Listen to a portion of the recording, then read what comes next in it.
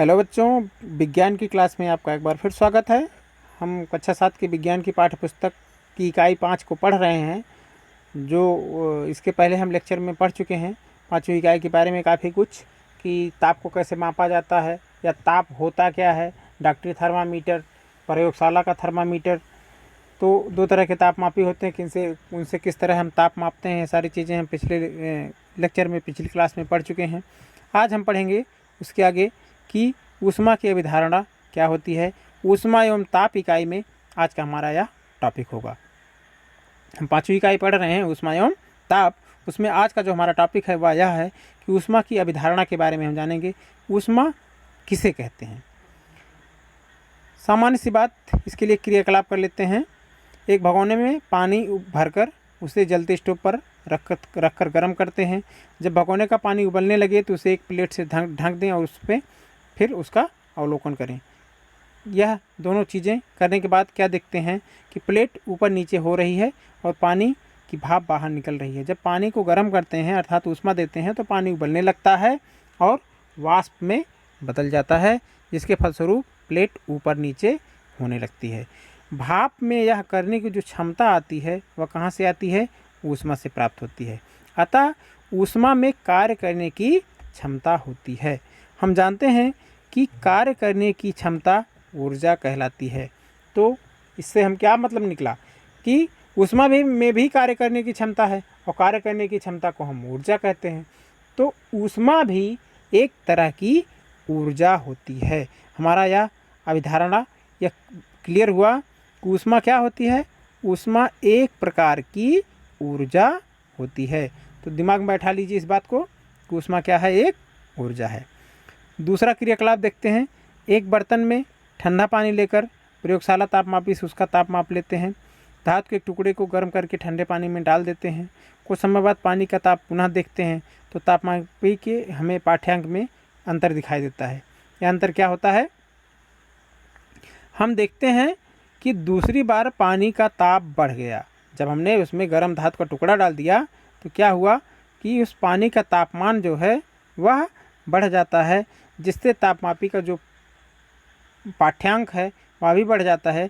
इससे स्पष्ट होता है कि धातु के गर्म टुकड़े से ऊष्मीय ऊर्जा का प्रवाह ठंडे पानी की ओर हो गया। मतलब जो धातु गर्म थी, जो टुकड़ा, वह गर्मी कहाँ चली गई? पानी में चली गई। तो ऊष्मा एक प्रकार की ऊर्जा है जिसका प्रवाह अधिक ताप से कम ताप की वस्तु की ओर होता है। यह दूसरी हमारी अभिधारणा है कि अगर कोई वस्तु ज़्यादा गर्म है और जब अपने से कम गर्म वस्तु के संपर्क में आती है तो अधिक गर्म वस्तु से ऊष्मा कम गर्म वस्तु की तरफ चली जाती है। यह ऊष्मा की विशेषता होती है। ऊष्मा का मात्रक क्या होता है, इसके बारे में जान लें।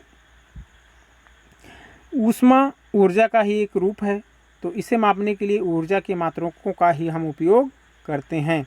ऊर्जा का मात्रक एसआई मात्रक जूल है, इसलिए ऊष्मा मापन का भी मात्रक जूल ही रखा गया है।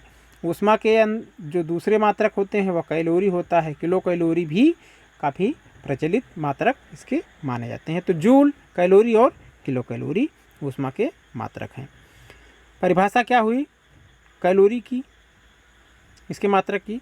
वह जरूरी है याद करना आपको कि 1 ग्राम शुद्ध जल का ताप 14.5 डिग्री सेल्सियस से 15.5 डिग्री सेल्सियस अर्थात 1 डिग्री सेल्सियस बढ़ाने के लिए आवश्यक ऊष्मा की मात्रा को 1 कैलोरी कहते हैं।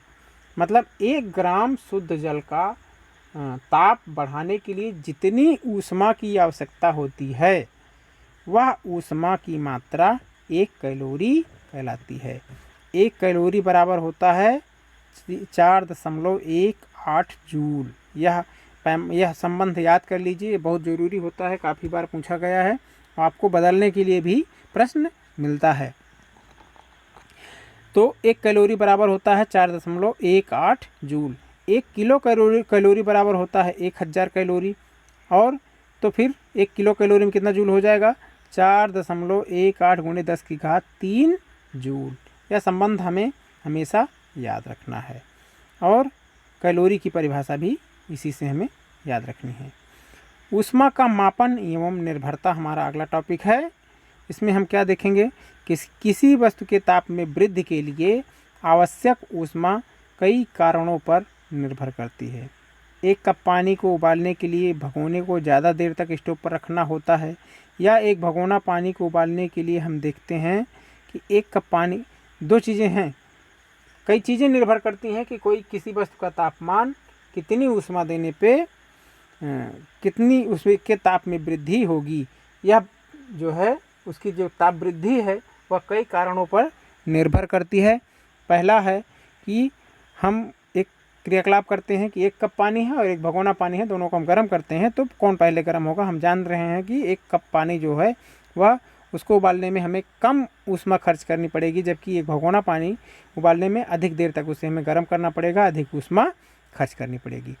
तो इसका मतलब क्या हुआ कि किसी वस्तु के ताप में वृद्धि के लिए आवश्यक ऊष्मा की मात्रा को हम Q से प्रदर्शित करते हैं। किसी वस्तु के ताप में वृद्धि के लिए आवश्यक ऊष्मा की मात्रा Q उस वस्तु के द्रव्यमान m पर निर्भर करती है। इसका मतलब Q समानुपाते m, Q समानुपाते m। ऊष्मा और किन किन कारकों पर निर्भर करती है यह भी हम देखते हैं आगे। एक द्रव्यमान पर हो गया, दूसरा एक क्रियाकलाप करके देखते हैं कि कांच के दो बीकर लें, एक बीकर में आधे भाग तक जल भर दें और जल का ताप थर्मामीटर की सहायता से ज्ञात कर लें। यह जल का शुरुआत का ताप है जो आपने भरा है। फिर आगे क्या करें, दूसरा क्रियाकलाप है, दूसरा स्टेप है, अब इस जल को स्पिरिट लैंप की सहायता से इतना गर्म करें कि जल का ताप प्रारंभिक ताप से 20 डिग्री सेल्सियस तक बढ़ जाए। साथ ही यह भी नोट कर लें कि ताप वृद्धि में कितना समय लगा। मतलब 0 डिग्री सेल्सियस से उसमें थर्मामीटर डाल के उसको गर्म करें, जब 20 डिग्री सेल्सियस हो जाए तो गर्म करना बंद कर दें और यह नोट कर लें कि उसको गर्म करने में कितना समय लगा। अब दूसरे बीकर में पहले बीकर के बराबर जल लेकर इसे इतना गर्म करें कि जल का ताप प्रारंभिक ताप से 40 डिग्री सेल्सियस बढ़ जाए।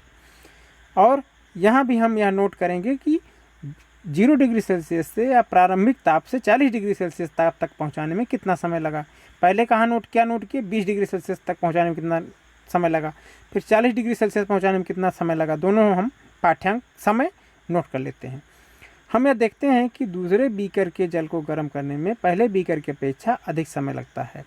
इससे निष्कर्ष निकलता है कि अधिक ताप तक गर्म करने पर अधिक और कम ताप तक गर्म करने पर कम ऊष्मा लगती है। अगर हमें किसी वस्तु को ज़्यादा गर्म करना है तो ज़्यादा देर तक उसको गर्म करना पड़ेगा, ज़्यादा उसको ताप बढ़ाना है तो ज़्यादा देर तक ऊष्मा देनी पड़ेगी, कम ताप बढ़ाना है कम देर तक गर्म करना पड़ेगा, कम देर तक उससे ऊष्मा देनी पड़ेगी। तो इससे क्या संबंध निकलता है कि ऊष्मा की मात्रा, अब यहाँ भी देखते हैं, ऊष्मा की मात्रा वस्तु के तापांतर प्रारंभिक ताप और अंतिम ताप के पर निर्भर करती है। मतलब यह भी Q जो है ऊष्मा की मात्रा वह समानुपाती होती है उसके ताप के अंतर पर, अंतिम ताप के अंतर पर, जिसे हम डेल्टा T से प्रदर्शित करते हैं। तो वस्तु के तापांतर के समानुपाती है, ताप का अंतर जितना अधिक होगा ऊष्मा की मात्रा भी उतना अधिक होगी। तो तापांतर के भी समानुपाती होती है। अगला क्रियाकलाप करते हैं कि कांच के दो बीकर लेते हैं और एक पे हम A लिख देते हैं, दूसरे पे हम B लिख देते हैं। क्या करना है हमको कि एक बीकर A के आधे भाग को जल से भर देते हैं, दूसरे बीकर B में भी उसके आधे भाग तक वनस्पति तेल भर देते हैं जल की जगह। दोनों बीकरों को बारी बारी से जलती हुई स्पिरिट लैंप से 3-3 मिनट तक गर्म करते हैं। समय यहाँ पे स्थिर है और दोनों को गर्म कर रहे हैं। थर्मामीटर की सहायता से दोनों बीकरों में रखे द्रव का ताप ज्ञात कीजिए।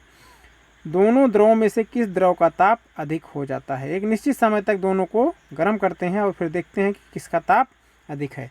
हम देखते हैं कि जो तेल है वह अधिक गर्म हो जाता है। इसका मतलब क्या हुआ, इससे निष्कर्ष निकलता है कि समान द्रव्यमान की भिन्न भिन्न वस्तुओं को समान समय तक समान मात्रा में ताप देने पर उनके ताप में वृद्धि अलग अलग होती है। इससे स्पष्ट होता है कि किसी पदार्थ के ताप में निश्चित वृद्धि के लिए आवश्यक ऊष्मा की मात्रा उस पदार्थ के द्रव्यमान तापांतर के अलावा और एक कारक पर निर्भर करती है। यह कारक उस पदार्थ की विशिष्ट ऊष्मा कहलाती है। मतलब उस पदार्थ की विशिष्ट ऊष्मा क्या है उस पर भी निर्भर करती है, जो कि पदार्थ की प्रकृति पर निर्भर करता है। विशिष्ट ऊष्मा किस प्रकृति का पदार्थ है, गाढ़ा है या हल्का है। तो इससे हमें यह निष्कर्ष मिला कि